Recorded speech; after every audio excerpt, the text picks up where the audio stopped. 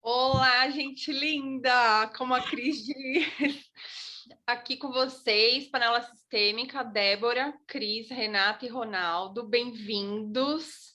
Muito obrigada por mais um episódio em que nos fazem companhia. Hoje falaremos de um assunto polêmico. Abordaremos o sucesso nas relações e falaremos hoje sobre amantes. Preparados? Não. Vamos lá. Antes de começar, eu quero frisar uma coisa. Dispam-se de julgamentos para nos ouvir. Eu acho que é a primeira coisa que eu acho importantíssimo frisar para quem está com a gente. Então, vamos lá. Ronaldo, quer começar? Vamos começar, ué. Então, vamos lá. Bom, eu acrescentaria ainda que, além de se despir do julgamento, e a questão de que não se trata de uma abordagem moral, e sim sistêmica. Então, às vezes, pode parecer estranho, mas é nesse caminho que nós vamos aqui caminhar para trazer aí alguns ensinamentos para você entender algumas dinâmicas que acontecem que levam a traição, ou determinados comportamentos, a pessoa se sujeitar a ser um amante ou uma amante, ou o marido ou a esposa buscar um amante fora do casamento. E por que às vezes, sistemicamente, a gente fala que isso, o amante está a serviço da relação, que pode parecer até meio não, totalmente estranho fora desse contexto aqui das constelações, mas que, quando você entender melhor, você vai perceber que faz muito sentido. Okay? Bom, então vamos lá. Eu vou devolver a bola para vocês, aí perguntando, né? Por que isso acontece? Por que justifica? É lógico que sempre vai ter são várias dinâmicas envolvidas, mas o que a gente poderia trazer? Assim, à luz, para entender isso, acho que a gente deveria buscar algumas coisas relacionadas a algumas dinâmicas que estão envolvidas. Vou começar falando de uma e depois eu devolvo para vocês. Acho que a Renata quer falar aí. Você quer falar agora, Rê? Você quer que eu comece? Eu ia falar para você começar falando da dinâmica da indisponibilidade sexual, né? Eu acho que é a primeira. Não é? Não. Sim, então vamos lá. Pode falar, Cris. A que mais pega? Sim, mas a Cris levantou a mão aqui, vamos ouvi-la. Olha, eu não ia começar por essa dinâmica. Então tá, Cris. Então não vou começar. Deixa se numa resposta... Oi? Essa é uma das indisponibilidades, quando a gente quer ocupar o mesmo lugar num lugar. Ai.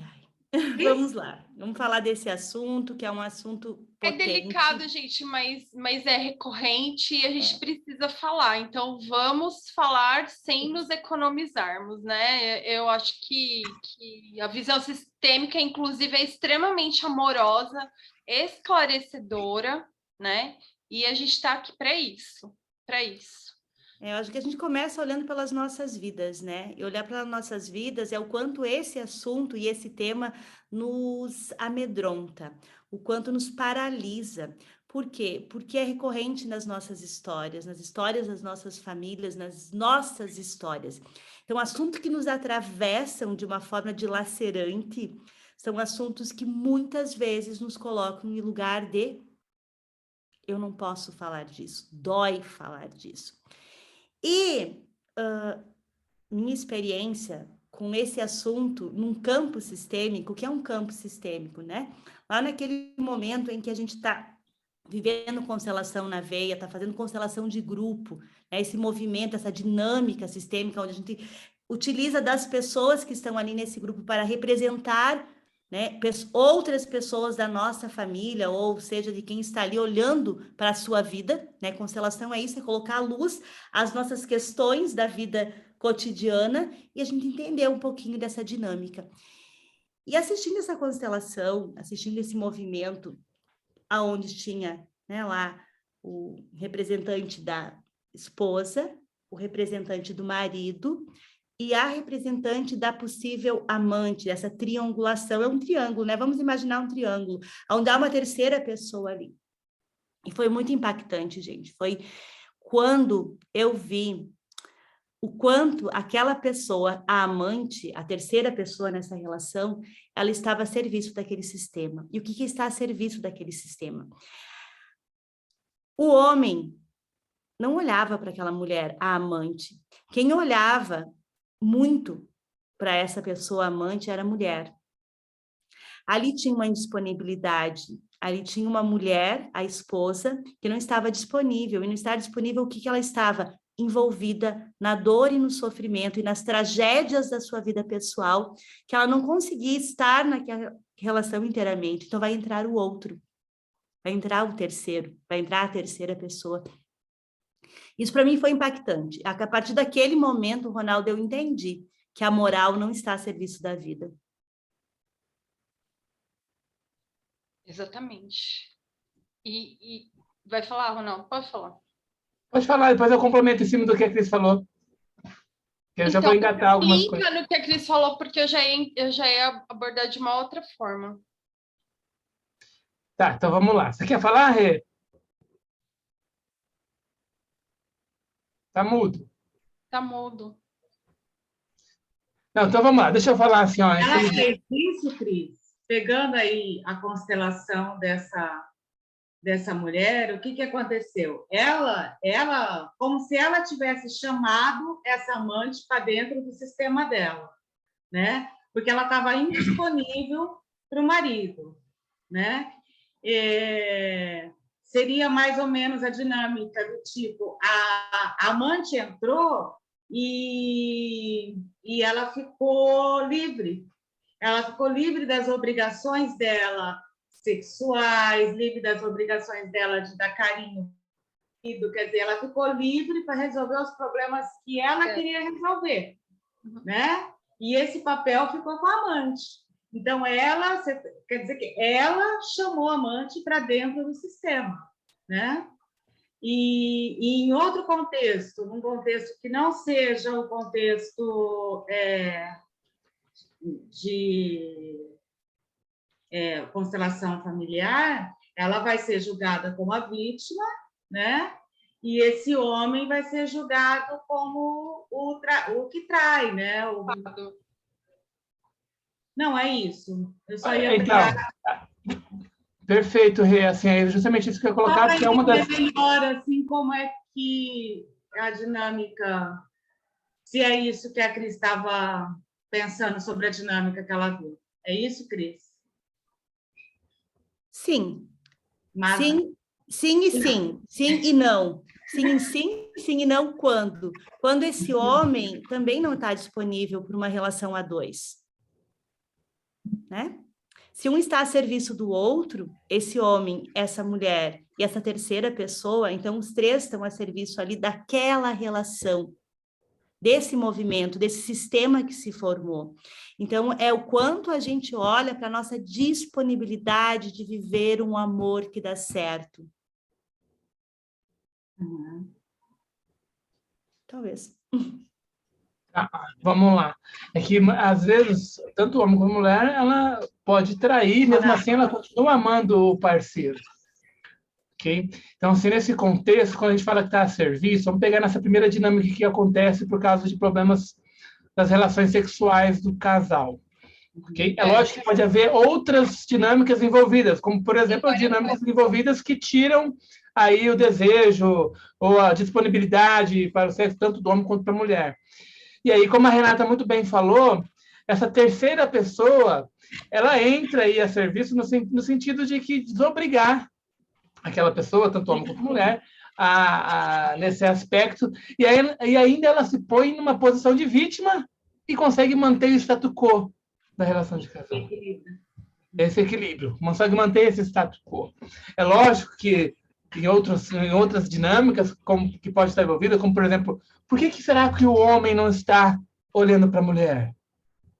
Pode ter havido um movimento interrompido Da mesma maneira em que, por exemplo, o movimento interrompido em relação à mãe ou ao pai, que ele não se sente depois disponível, porque ele vê uma pessoa ali, aí estamos lá, essa não olhar para a mesma direção à esposa, como se eu não posso olhar para a minha mãe, para meus pais, eu também não posso olhar para a minha relação. Da mesma forma, uma pessoa que se sujeita a ficar amante, como uma amante, ela está sempre sendo leal ao movimento que foi interrompido e que ela está lá, porque como ela nunca pode se aproximar do seu genitor, também ela nunca vai poder ser próxima da coisa, ter a pessoa de fato para si. Percebeu? Por isso que ela está ali. E aí, a dor, aquela dor do movimento interrompido, ela acaba sendo substituída, ainda que momentaneamente, pela dor da indisponibilidade do outro, de não ter o outro só para você, no caso da amante. Percebeu? Do amante, tanto faz. Então, essa é uma das dinâmicas, né, que a gente está colocando ali, eu tentando olhar as outras dinâmicas possíveis que podem estar envolvidas, que traz para essa indisponibilidade. Porque é muito fácil falar assim, a conta não está disponível. Mas não está disponível por quê? Quais outras dinâmicas envolvidas? E a questão é 3 indisponíveis. 3, exatamente. São 3 indisponíveis. Eu quero. Obrigada, meu amor. Essa nossa integrante do quarteto é chique demais. Eu quero. E aí, se você me permitir, ou você quer falar, Débora? Porque aí já é justamente nesse... O que eu ia inserir agora é a questão do amante ser inserido por uma das pessoas que já intimamente já articula a intenção de separação, mas não tem coragem, né, de fazer isso. E esse ou essa amante entram, né, a serviço também dessa intenção, que a pessoa Exatamente. não tem coragem de se posicionar. Exatamente. É o que o Juan Garrido chama como segunda dinâmica, quando a crise já está oculta. Porque como assim? Mesmo que eles estão vendo. A intenção já existia, de ambos ou de alguém, e aí, por que a amante está, ou amante está a serviço? Porque essa decisão de se separar surge quando a terceira pessoa entra no jogo. E geralmente é de ambos, né? Geralmente é de ambos. Ambos já estão olhando para lugares diferentes e não têm coragem de terminar o relacionamento, né? E a amante ou o amante entram, né, como a terceira pessoa para servir, né, para dar cabo mesmo aquilo que internamente, intimamente já está encerrado, vamos dizer assim. E que ela também está indisponível, né, Débora? A amante ou o amante, ele também está indisponível. A amante sempre está indisponível. Porque está atraindo para a sua vida uma relação onde ela não pode ficar. Sim, é uma escolha nitidamente de uma pessoa indisponível, porque, assim, gente, convenhamos, né? O que menos acontece é o marido deixar a esposa por conta da terceira pessoa. Isso é exceção em todas as histórias que você pode ouvir. Né? Povo de Deus, nós estamos falando isso em movimentos muito, às vezes, inconsciente, não é nada consciente, não é uma narrativa, é isso, é aquele outro. Não, gente, movimentos e dinâmicas inconscientes, é por que as cacaiadas tudo acontece na nossa vida. E, assim, esse movimento inconsciente que nos governa. E assim, existem dinâmicas muito peculiares em cada sistema, né? Isso é um apanhado do que acontece geralmente. Obviamente, né, olhando para esse sistema, né, com esse, vamos chamar de problema, né, muitas dinâmicas podem acontecer que nem se imaginava, né? E uma coisa que a gente precisa olhar para os excluídos, quando há exclusão do sistema, esse movimento pode acontecer. A questão da ordem. Lealdade. Né? Sim. Lealdade. Então, exatamente. São que a gente precisa elucidar, né, também, né? Então, assim, isso que na PNL a gente chama de repetição de padrão, aqui na visão sistêmica, seria um movimento de lealdade à família de origem. Aí vem aqui toda aquela história de que já aconteceu antes, o próprio julgamento, o filho, a filha que julga os pais porque fizeram, e aí depois acaba fazendo igual, repetindo o padrão, que é essa lealdade ao sistema que vem a partir do julgamento, para ver. Por quê? Porque quando você julga, depois essa consciência, a consciência aí, ela vai proceder à compensação. Ela faz justamente por essa lealdade, acabando tendo esse movimento de fazer da mesma forma, de proceder da mesma forma. Consciência que a gente chama da grande consciência, né? É realmente perfeito. Aliás, eu acho que vale destacar sempre, né? O não julgamento daqueles que vieram antes, né? Ronaldo, você conhece um termo chamado pagando a língua? Pagando a língua, exatamente. Para você se colocar no lugar do outro. Quem nunca, né? Assim, pessoal, assim, é bom a gente deixar claro que isso nada justifica a autorresponsabilidade. A gente sempre tem o poder, o livre-arbítrio de fazer diferente. É que às vezes é tão arraigado, é tão forte isso que a gente não percebe. E a gente encontra justificativa para isso. A gente não está querendo justificar aí certas decisões que nós tomamos, mas que acontece, e às vezes já acontece, porque tem todo esse movimento, essas dinâmicas acontecendo aí consciente ou inconscientemente em nossas vidas. E isso interfere na nossa decisão. Ok? Mesmo porque se acontecer com a gente... Só concluir aqui, inclusive essa proposta de abordar esse tema, que é delicado, né? Até de se ouvir, enfim, e parece que não existe moral nenhuma naquilo que a gente está falando, e não existe mesmo, porque a abordagem sistêmica, ela se despe mesmo dessa questão, né? Como é, Cris? A moral não está a serviço, né? Então, o que acontece, perdi o raciocínio, amigos. Respira, recupera. Vou recuperar. Então, lembrei. O que acontece é o seguinte: tudo isso que a gente está abordando é justamente para nos valermos de autorresponsabilidade, né? E assim, poxa, eu estou indisponível para o meu marido sexualmente. O que é a primeira coisa que a gente colocou na mesa aqui. Porque é o que mais acontece. Por que será que eu estou assim? O que está acontecendo comigo? O que eu posso fazer, inclusive conversando com ele, para que isso mude, né? É a tal da autorresponsabilidade, né? E eu não acho, sinceramente, que é só isso, né? Que leva uma pessoa a trair, mas é realmente um fator preponderante. Sabe, Débora, que eu tenho muito comigo, nunca é só isso. Exatamente. Só exatamente. Isso.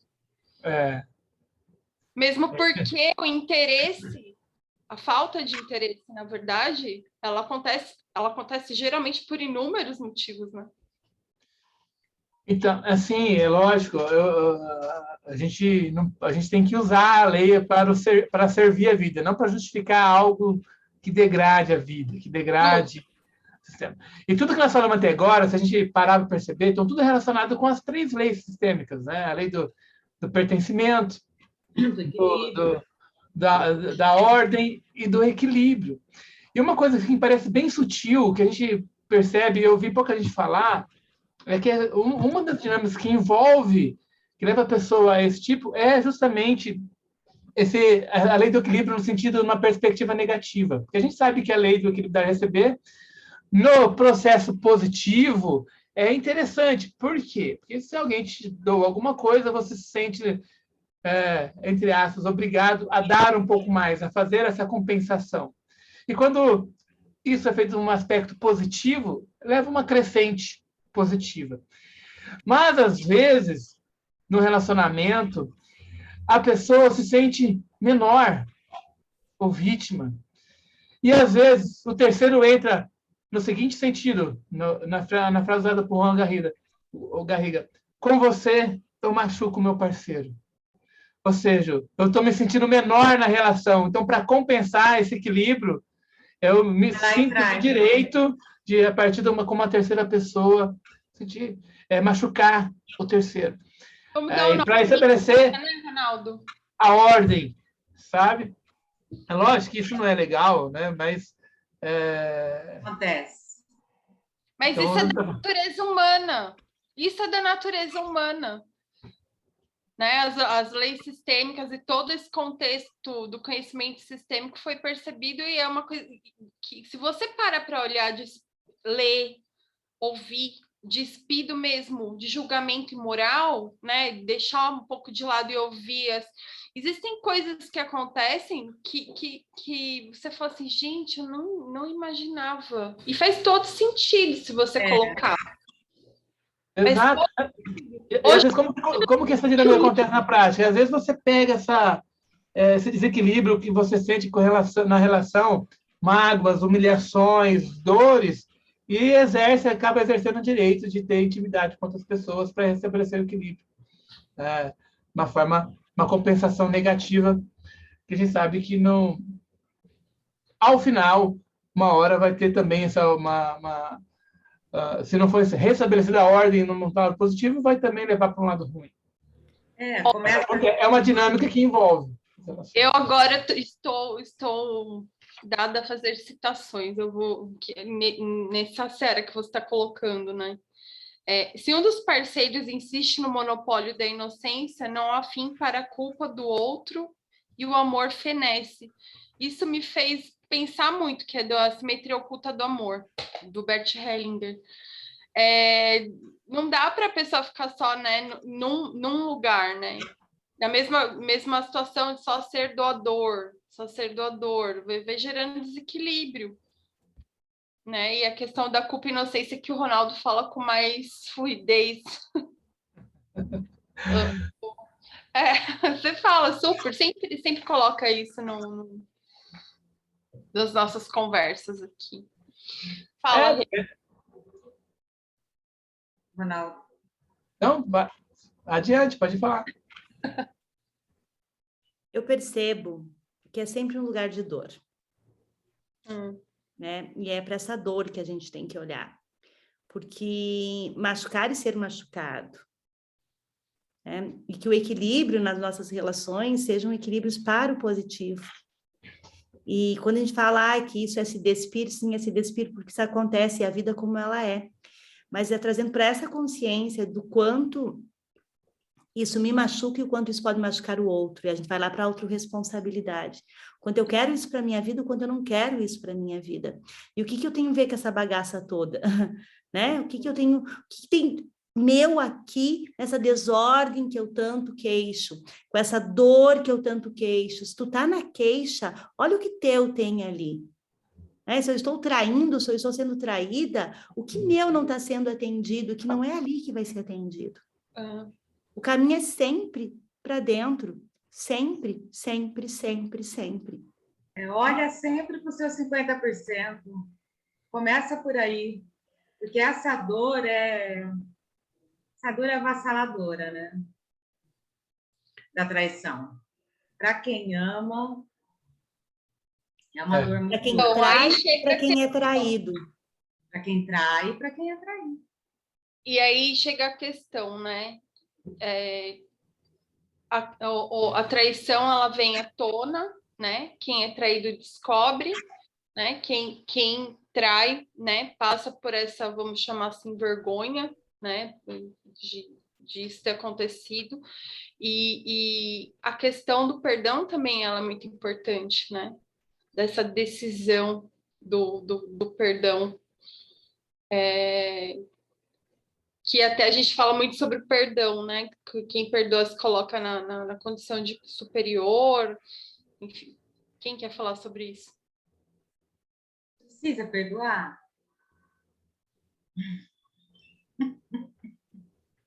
Se a gente olha desse lugar que tem minha responsabilidade ali também, se eu vou me despir de todo esse lugar de vítima, olho para a minha dor também, para a dor do outro, não precisa perdoar.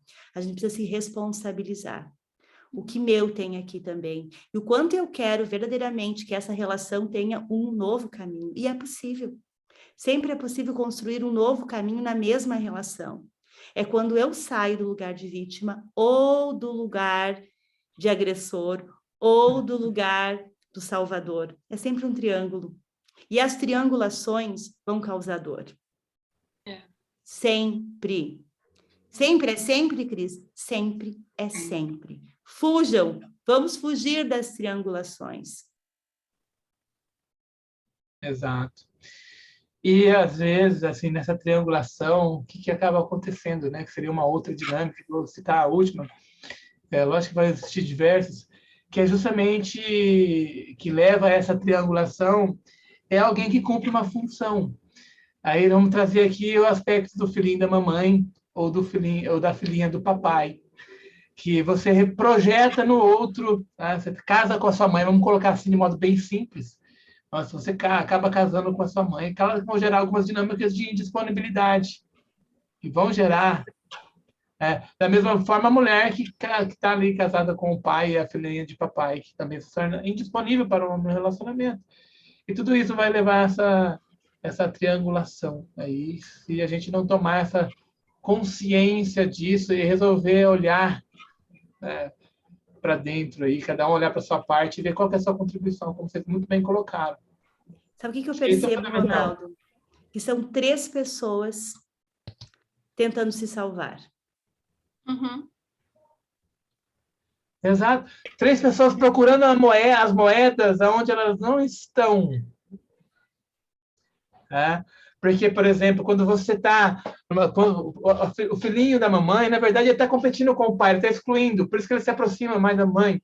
Então, ele não está tomando o pai, no sentido. Então, ele tem a necessidade de buscar as moedas em outros lugares. Para você que, às vezes, não assistiu nossos podcasts anteriores, quando a gente fala buscar a moeda, a gente está se referindo a um conteúdo de um livro muito bacana chamado Onde Estão as Moedas, Minhas Moedas, do Juan Garriga, que é fenomenal, que fala sobre esse assunto de tomar pai e mãe no sentido sistêmico, que é muito importante. Sim. E esse Uau! Eu acho da que... mamãe, para quem não sabe, porque às vezes fica falando e a pessoa não entende, né? Esse filhinho da mamãe, ele é casado com a mãe, por isso que ele está sempre indisponível para uma outra mulher, né? Por isso que eles chamam do filhinho da mamãe de garanhão, né? Para quem não sabe, e ele pode ser até casado. Ele casa, né? Esse filhinho da mamãe, só que ele continua traindo, que para ele tanto faz. Essas mulheres, essas amantes, são mais uma, como a esposa, porque para ele só tem a mãe. Se eu fosse você que está aí nos ouvindo, eu não perderia nenhum episódio, mas nenhum. Porque, de repente, você está se perguntando, será que eu sou o filhinho da mamãe? Será que eu sou a filhinha do papai? Você pode ser. São dinâmicas que acontecem nas nossas vidas. E, gente linda, nós nascemos para ser felizes, para amar e ser amado e para ter sucesso. Qualquer situação, desafio que nos afaste dessa condição natural do ser humano, das infinitas possibilidades que estão pulando à nossa volta para nos fazer felizes, nós estamos fora do nosso lugar de força e de potência. Então, se está doendo aí, olha. Se está doendo muito, olha mais um pouquinho. Se está doendo muito, muito, muito, a gente precisa fazer algum movimento para o mais. E triangulações, traição é um lugar de dor. Sim, não de todos. força. Isso. E é sempre importante frisar para todos, né, que a gente possa se despir de julgamento sempre para olhar para tudo isso. Gente, muito obrigada, como a Cris falou, nós nascemos, sempre falo, inclusive, né, nós nascemos para sermos felizes, vivermos na abundância, na prosperidade, e o que não é ser próspero, senão, né, ter uma vida saudável, né, no relacionamento, é prosperidade para mais de metro. Então, muito obrigada a todos. Obrigada, meus amigos. Semana abençoada para todo mundo. No próximo episódio, nós vamos encerrar, né, essa abordagem de sucesso nas relações e vamos falar sobre a chegada dos filhos, né, no casamento. nos relacionamentos. Então, muito obrigada. Fiquem com a gente. Beijos. Como dizia um Beijos. saudoso professor meu, Nelson Teston, se liga, bico de luz. Adorei. É isso aí. Tchau, Bora gente. lá. Um abraço. Próxima. Até a próxima. Tá.